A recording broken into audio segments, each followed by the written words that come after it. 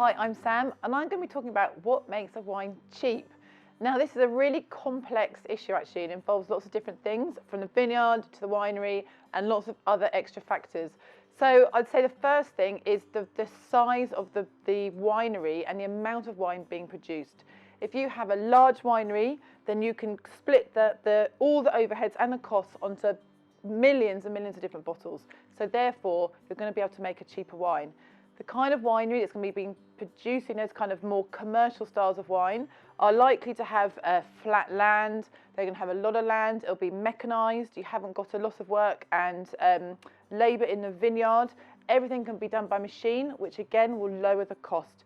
So there's a lot of different things that are being done and aren't being done in the vineyard. So hand harvesting won't be being done. There'll be lots of things that rack up cost in the vineyard that just won't be being done. Now, what that means is probably that there are higher yields, and that goes into the quantity again. It just means more grapes are coming off the vine.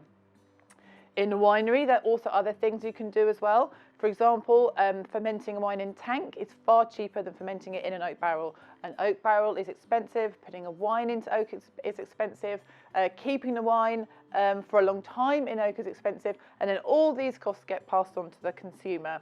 So there's loads of different things that can be done in the winery, with oak being the really the obvious thing. Trying to put wines quite quickly through and out into the market releases capital and means a cheaper cost to the consumer. There are lots of other things you might not even think about.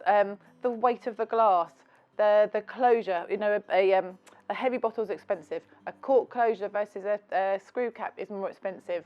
What's the weight of the label? Is it snazzy paper? Has it got embossing on it?